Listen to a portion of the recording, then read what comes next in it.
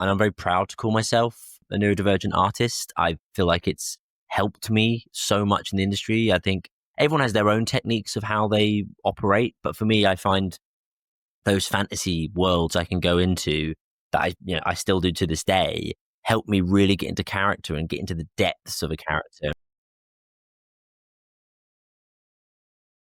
If we can give people chances to take risks like that, I think it would be great for our industry and society as a whole.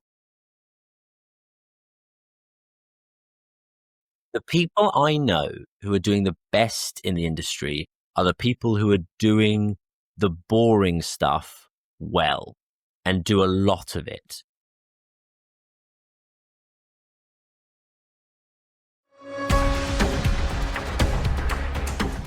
Welcome to the StageLink podcast, your access and connection to the live performing arts.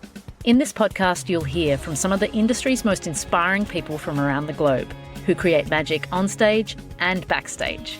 Our guests share their knowledge, passion, and the real stories of how a show comes together. We hope you enjoy this episode. Welcome to the StageLink podcast. My name is Anna Robb, and today we're speaking with Tom Bulpett.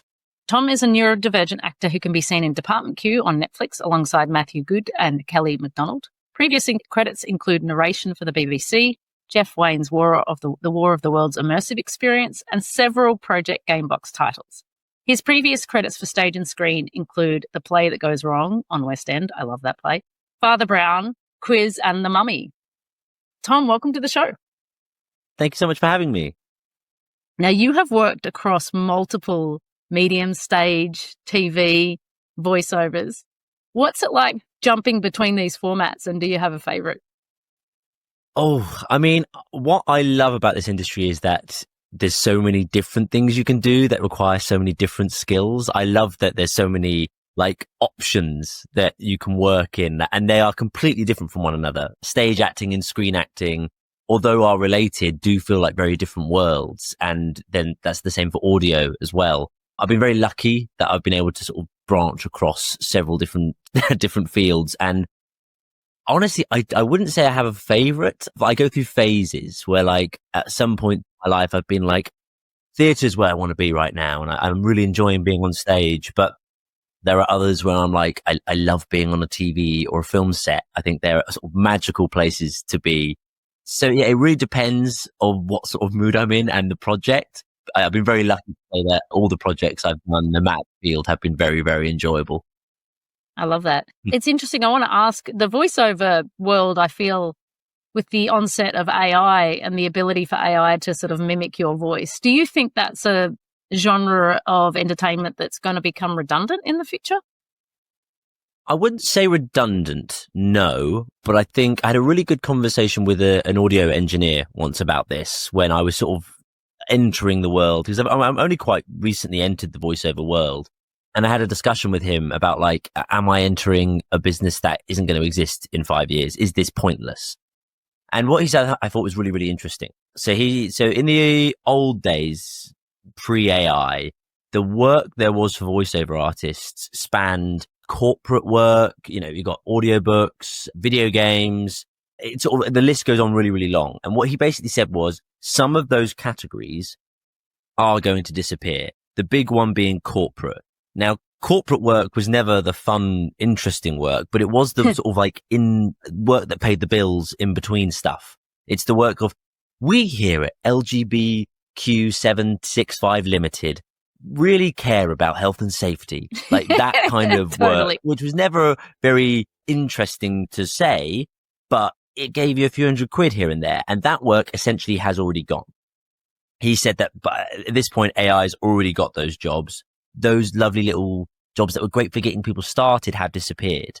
Now, he said there's still going to be space for video games, probably audiobooks, although if Amazon have their way, Audible will adjust and you'll start seeing more AI, but there will be voiceover artists around.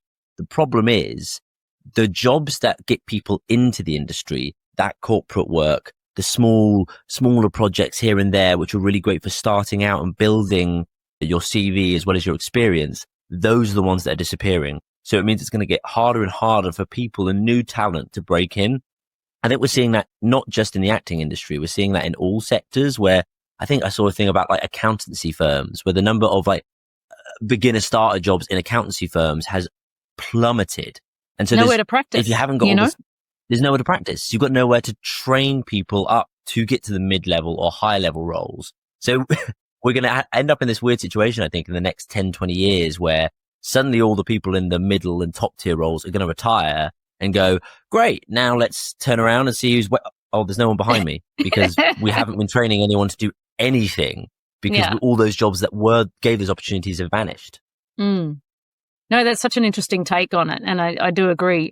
I was thinking, having the same conversation about the legal industry, because, you're always going to need somebody to stand in a courtroom, but a lot of that grunt work of sort of summarizing papers and getting the details is going to be done by AI. So where does the young lawyers get their traction and footing for the industry? It's going to be interesting. Yes, yeah. Next few years are going to be, I think with AI, I think the next few years are going to be rough. I think there is going to be a horrible period of and I genuinely think like big unemployment problems are going to happen in lots of sectors because of it. And I do think there will be a time where things meet an equilibrium, where we will go, okay, this is how we make it work, whether that's universal basic income or something like that. But I think this transition over the next few years might be, an interesting time to live through. And we've had lots of interesting events to live through already. Right.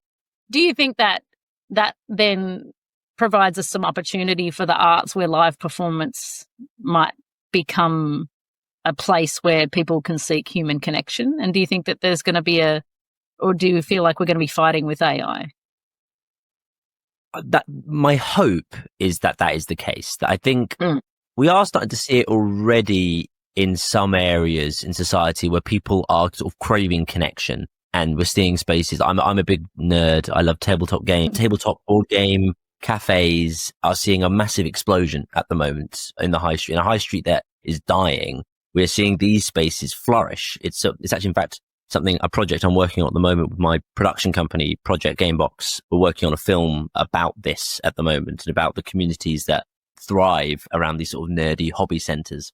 So I do think we are seeing a rejection of the sort of increasing online space, and I hope that feeds into theatre. But I use the word hope purposefully. I don't think it's a guarantee. I don't think we can sit back and go, oh yeah, eventually people will come back. Because I think Joseph Gordon-Levitt had a really great talk on this about AI and like video AI that we're seeing more and more. And he made the point that what it's really, really good for is making content. And he used that word purposefully, content. And so people go, oh, well, see, it's not going to replace art. And he's like, well, it doesn't have to. Because if appetites, which I think are adjusting in a way at the moment, are adjusting away from large art and to content and short form, quick stuff that I can consume in a minute online, then I think that's the danger, where people go, well, I just want my quick dopamine hit. I don't want this to sound like old man shakes fist at cloud. But, because like we all have, the younger generations are always, I think, talked down to by the ones that are ahead of them. Like, oh, the way you're living is wrong. And I don't want it to sound like that. But I do hope that we can curate things away from purely content world. And so that live theatre and spaces like that can thrive in a world where, it is increasingly becoming with AI infected within it. Yeah. And we need to utilize the tools that AI provides to help us stay relevant there, right? Yeah, I don't want this to sound like I'm no AI at all. Like I think AI understandably can be useful. But there are environmental consequences that come with it. There are moral consequences when it comes to the idea of stealing. Like I've been making a pitch deck recently, and I've been working for this film I'm working on about nerdy tabletop gaming. And I was working with my cousin, my nephew, who's a very, very talented artist, and he's an animator and stuff like that.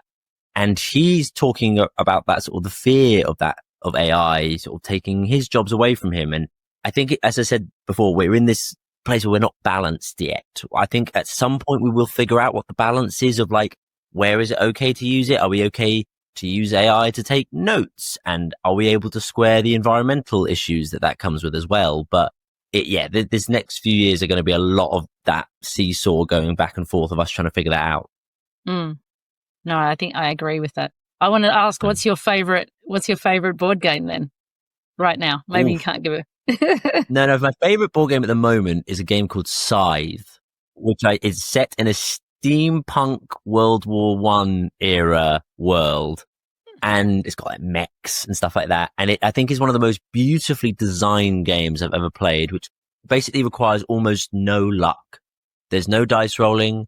There's a little bit of card draw stuff, but you can play the game without the cards, in fact, and be fine. And I think it's such a geniusly designed, I don't know if that's a word, but it's a brilliantly designed game, which is super, I've never felt so tense playing a game in my entire life. I'm going to have to look that up.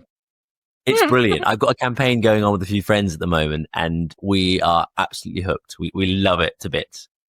Oh, I'm going to definitely look that up. My family and I, we play a lot of board games together. Our favorite is Codenames. Have you played that game? Oh, yeah. Yes, I have. Yeah, great game. So hopefully to have a game later tonight, actually. All right. So I want to talk a little bit about, I think in one of your most recent, maybe it wasn't recent, but it was only recently on Netflix for me, is Dept Q. How was that project?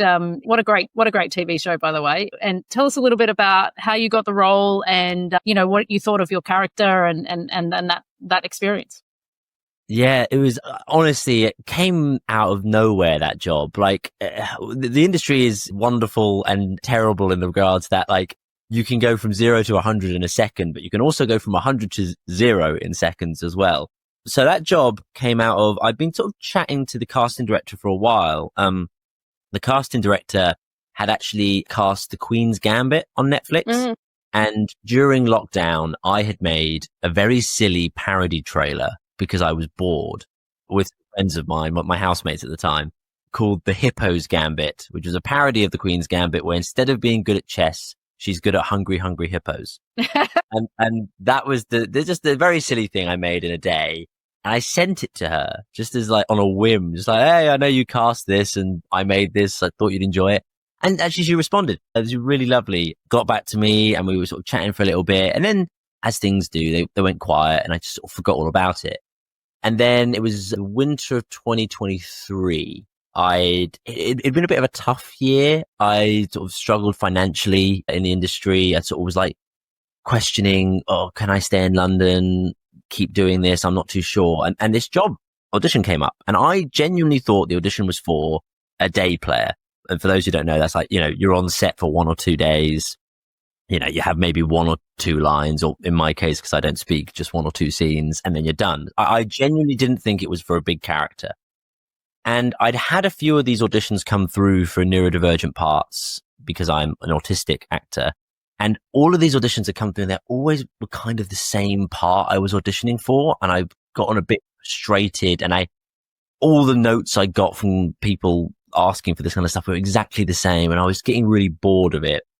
So instead of doing what I thought they wanted, I went into the audition. I did something a bit, my character couldn't speak, but from the research I was doing with people who suffer from aphasia or similar conditions that affect their speech, I realized that a lot of sign is used to help communicate. So I went into the audition having learned some sign language and basically did the scene where the tics, the movements this person were doing could be interpreted as tics, but actually he was talking in sign language and getting very frustrated that people weren't listening. And the casting director, Liv, responded so well to that and went, that's a really interesting idea. We hadn't thought of that. Let's keep exploring it. And so the audition went really well. And I thought, well, that's, hopefully I'll get that job. And then my agent called me a couple of days later and went, congrats, you got the job. And I was like, oh, great. That'll be, a bit of money, a day on filming. And then she told me what it was for and the money and the amount of time. And I had a breakdown. I just started crying and it genuinely changed my life. It was one of the most wonderful sets I've ever worked on in my entire life. I think it is the most wonderful set I've worked on.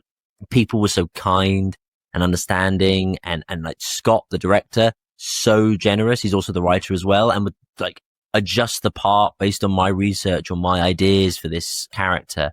And yeah, and the response has been so positive and overwhelming that, you know, I'm so excited that people have responded so well, because I think it is one of those series that doesn't often get made these days, and I'm really proud to be part of it. Yeah, it's wonderful. It's wonderful. And also that you could bring a lot to the role, and the part is something that I think as an actor, you want to be able to participate in that creative process, right? Rather than just being told this is how you're going to portray that character. So no, that's amazing. And because you define yourself as a neurodivergent actor, did you have any sort of resonance with playing that role? And maybe if you want to maybe explain to our audience who may not be sort of familiar with people who describe themselves as neurodivergent, what would you describe yourself to other people about how you and your brain works? That was an interesting question. So I'm an autistic actor. I was diagnosed with autism when I was about 6 or 7 years old. In fact, I started acting as a form of therapy. And my parents realized that I often, even to this day, if I'm honest, when I was a kid, I drifted off into these sort of fantasy worlds where I would sort of take on characters and live out these big fantasies. And my parents realized that while I was doing this, I found it a lot easier to communicate and even look people in the eye, which I couldn't do while I was being myself, quote, quote. And so they thought acting might be a good sort of fuel for me to try and learn to, you know, communicate slightly better and sort of ease myself into sort of better socialization. And I immediately fell in love with it. I find it very hard to describe the feeling of autism. I mean, I think it's very unique. There's a common phrase within sort of the neurodivergent community. If you've met one autistic or neurodivergent person and you've met one autistic neurodivergent person, it's hard to like group everything in the same. For me, I think it's very sensory. Like there's a feeling I get of, you know, almost like someone walking over your grave sometimes if things are overwhelming me, you know, that shiver and chill down the spine or in the back of the head. And I've learned ways to manage that in my life, and I'm very proud to call myself a neurodivergent artist. I feel like it's helped me so much in the industry. I think everyone has their own techniques of how they operate, but for me, I find those fantasy worlds I can go into that I still do to this day help me really get into character and get into the depths of a character. And when I'm playing someone like William, who, you know, he suffered a traumatic brain injury, which is not the same as autism. And I did a lot of research and a lot of work, and I met people from that community to try and understand that better. But I could still use some of the stuff I've experienced to help get into the space I needed to play that character, which I found like really, really helpful. Because of that, do you have any sort of special conditions or needs on set or on site or in a play that normally people wouldn't be asking for? I wouldn't say. I've learnt what I was really grateful for my parents when I was young. There was a time when I was young where I was like, oh, I really wanted to go to there was a school close to me when I was growing up, which was a school for people with special educational needs. And there was a time in my childhood that I wish I'd gone to that school, and I was like, oh, sort of talk to my parents about it. But my parents were very, insistent's the wrong word. That makes it sound like they were forcing me. They weren't at all, but they were very encouraging me to stay within the traditional educational realm. I went to, I didn't go to a private school. I went to a normal state school. And because they sort of made the point that not everything's going to be able to come to you and be adjusted for you in your life, Tom, you're going to have to learn ways in order to function and operate even when things aren't ideal. And I was really glad they did that, because it's meant that I generally don't think I need much adjustment. Like, there were times I know, like, oh, I need to do my own thing here, which is often just taking myself away from space or putting some headphones in, listening to music. I mean, that's the big thing for me. I think music, I listen to a lot of music when I'm on set, getting into character, but I don't feel like I need any sort of special care when it comes to that sort of thing. I think I was, what was great on Dept Q, there's a scene in which I'm having a big breakdown and I'm crying loads and loads. And when I was doing that scene, between takes, I just popped my headphones in and stay in my own space. And it was going really, really well. And the team were really understanding, really supportive of that, to the extent of one of the ADs, who I loved a bit. He was this big Glaswegian bloke. And he's like, the director was like, can you just do one more take? And I just said, yeah, I need about 5 minutes, just like in my space, if that's okay. And the director's like, absolutely. This big Glaswegian AD because there's quite a lot of noise from the crew, just goes, "Everyone shut the fuck up. In your own time, in your own time." And just sort of like, just like comes very soft. It's like, just whatever you need, Tom, whatever you need. And he was so lovely. But yeah, that's all I sort of really feel like I need. I think I've been able to be lucky enough in my life to find ways to operate in not ideal situations that don't require other people to adjust for me. Now, that's so interesting that your parents sort of supported you in that track, because I think, as I shared with you, my son is also neurodivergent, and I did exactly the same thing, put him in theatre for the purposes of the socialization and structuring conversations even, so that they could feel more comfortable in that. And then turns out he can actually act. So now I'm in trouble. I think there's a lot of crossover. I think there's a lot of people who start off in this community as more of a form of therapy for various reasons, whether that's neurodivergent therapy or trauma or anything really. I think it's incredibly helpful. And I would always encourage people to explore this, even if it is just in like a little am-dram setting, because I think it can be so helpful. And you're right, it gives you, I think it's the rules and the permission that it gives you. I don't know, are you a fan of Nathan Fielder at all? I don't know him, no, sorry. He's a Canadian comedian, and he does these very awkward, cringy sort of documentary series. And he did one recently about pilots and about airplane crashes and accidents, and about how a lot of them are caused because co-pilots and pilots, co-pilots specifically, find it hard to challenge when a pilot is wrong on something and to correct them because of the horrible socialization thing. And the way he came up with to solve it was to give, when a co-pilot and a pilot first meet, they have a script they have to read where they say, "Hello, I am co-pilot Blunt. I say my thoughts a lot and I love feedback." And the pilot says, "And I'm Captain All Ears." And it sounds very silly. But what it did is it gave them this silly code of when I'm acting and when I stepped in there to say you were doing that thing wrong, I was playing co-pilot Blunt. And it allowed to break down these social rules in order to get into, to fix an actual real problem. And I think that's what it does for a lot of, people outside of, not just in piloting, but in real life. Like for me personally, it helped me communicate better because there weren't all those horrible minutiae rules I didn't understand. Yeah. Clear instructions of how to move forward. I want you to tell me a little bit about the War of the Worlds Immersive Experience, because I don't know anything about this. So tell us what that project was and what you were doing in that. Oh, yeah. So that was something I did quite a few years ago now. And it was basically, I've been lucky enough that I did some little bit of voice work on that, which was a lot of fun. Like there's a lot of audio. What's the word I'm looking for? Yeah, a lot of like soundscapes going on in that show. So I did some audio for that, as well as I did a little bit of performance work as well, which was, it's very close up to the audience. Audience are there with us, characters in the show. I think immersive theatre is an incredible industry, which I'm very fascinated with at the moment, because I like, based on our conversation earlier, I think there's real space for people who want live experiences. And I think some people who don't want to spend £50 to sit in an uncomfortable seat in a theatre find it easier to spend £50 when they feel like they're getting more out of it because they are part of the show.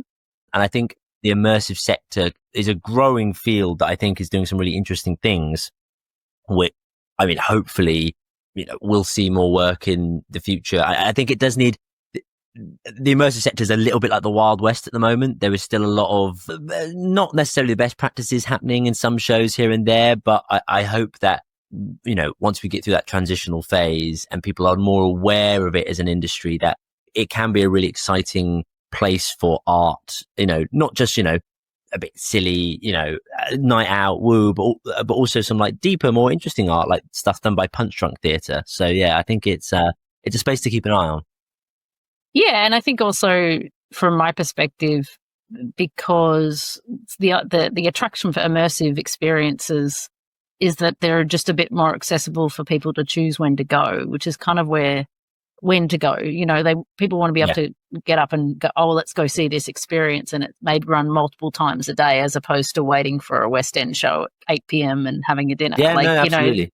And so everything else we have is on demand. And so now our audiences are expecting entertainment on demand in a live space too. And immersiveness can help fill that, in terms of being able to show up to immersive walkthrough experience anytime and get a ticket and go through it. And the hard part for me as a producer is when you introduce human performance in those immersive experiences, the operational expenses go up. And, I can't ask you, Tom, to act for 14 hours a day that exhibition might be open, right? So there's a lot of challenges there from a producing perspective, but I'm always excited by the challenges of what it could offer.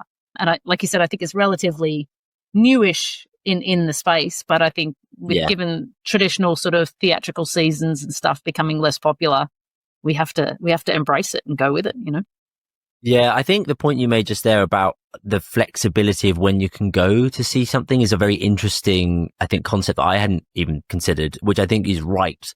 Where I think in a world where audiences are, I don't necessarily want to go see something at 7:30 at night. I want to go see something at 4:30, or I want to go see something at midday. Having flexibility of a show that can do that, it's very hard, I think, for a traditional show to operate, whenever and wherever. But I think, the immersive sector has that ability. And I think that's what potentially could be really exciting for audiences and get more, maybe not traditional theatre audiences to come and consume this kind of work. What's your advice for people who are looking to get into the industry in terms of how to build and sustain a career in the arts?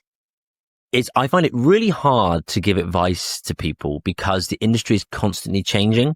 I remember when I was coming up and, I was a teenager going to youth theatre, and actors would come in and explain, this is how you get into the industry and this is how you do things. And then I got to their point and I realized they were completely wrong because their advice was 20 years old.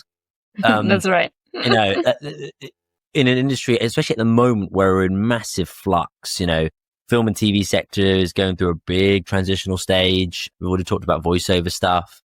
So it's very hard for me to give like a cutout to be like, this is, if you do X, Y, Z, therefore you will succeed. But I can try and give my best sort of like my advice with the preface of this could be totally out of date in a few years. The people I know who are doing the best in the industry are the people who are doing the boring stuff well and do a lot of it.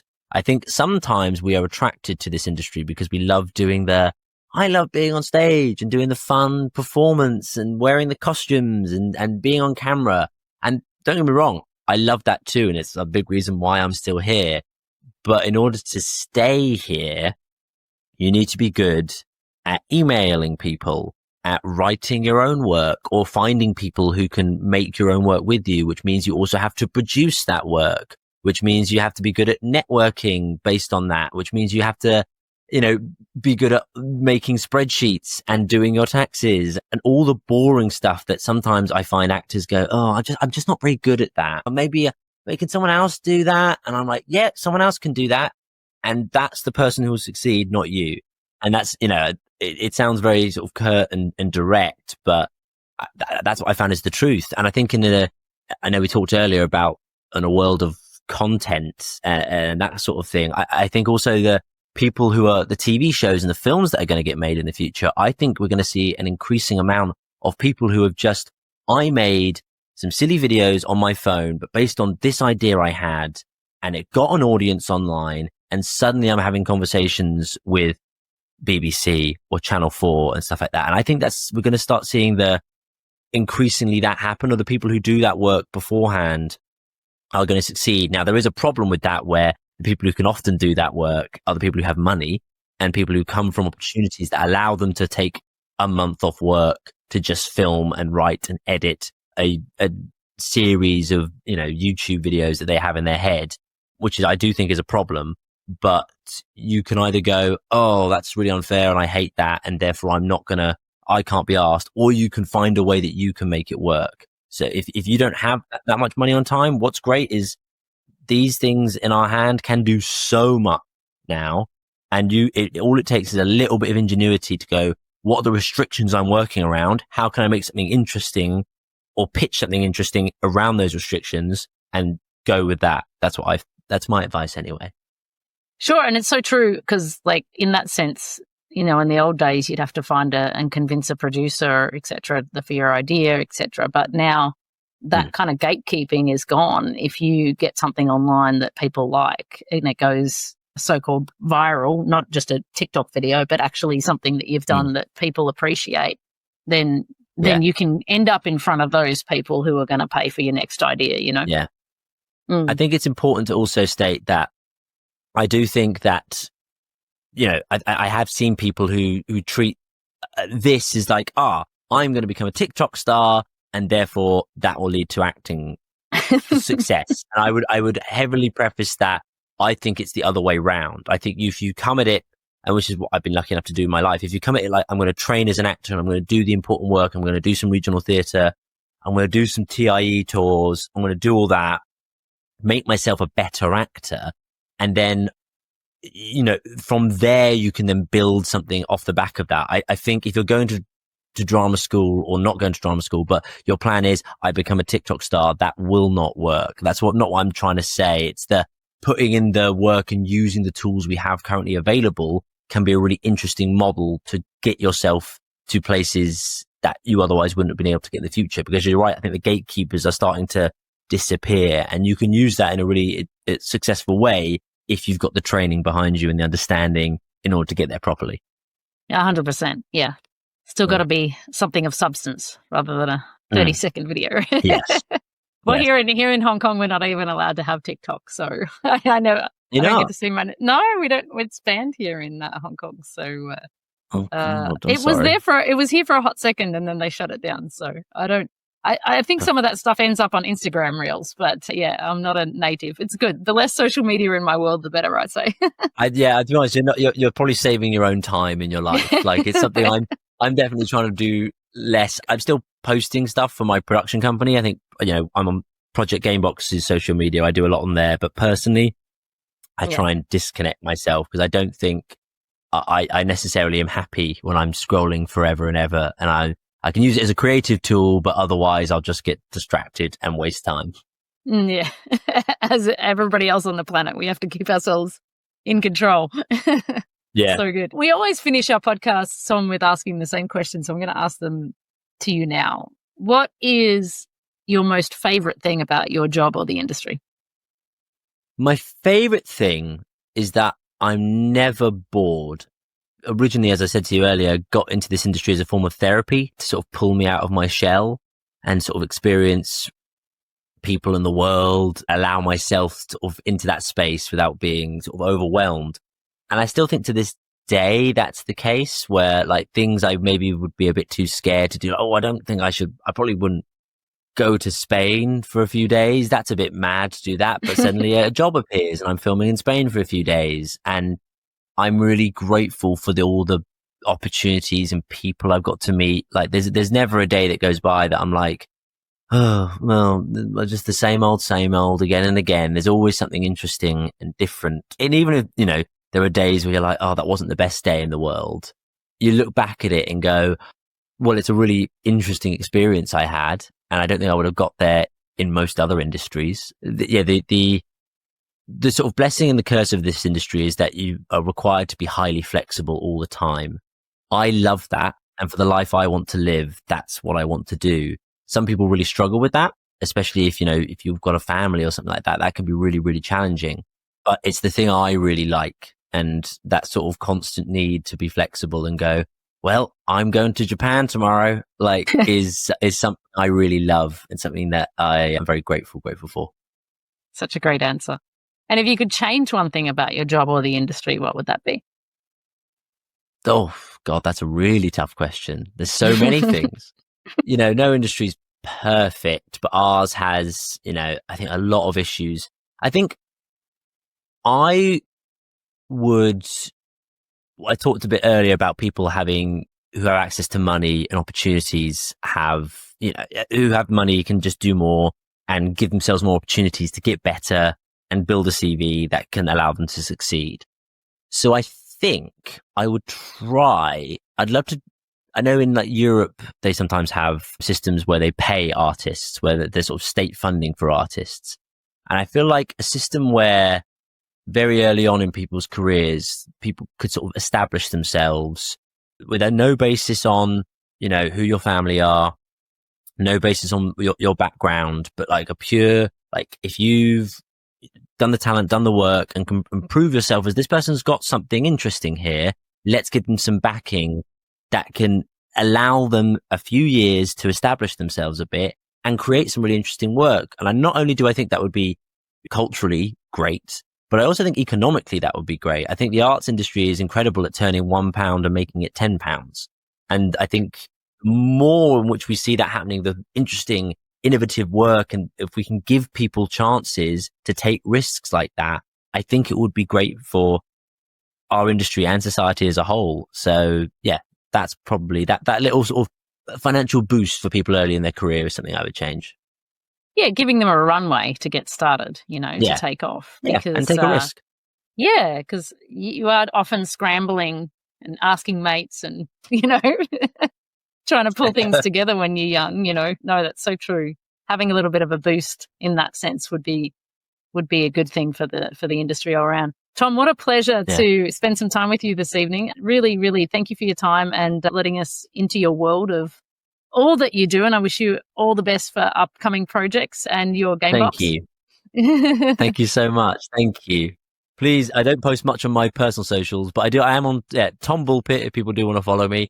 But Project Gamebox is where I post most of my dumb sketches and short films and things online. So yeah, if you want to follow me, please follow me there. And that's on Instagram too? Instagram, YouTube, TikTok, Project Gamebox. All right, you're getting a follow from me at the end of this podcast. Oh, thank you very much. Thanks, Tom.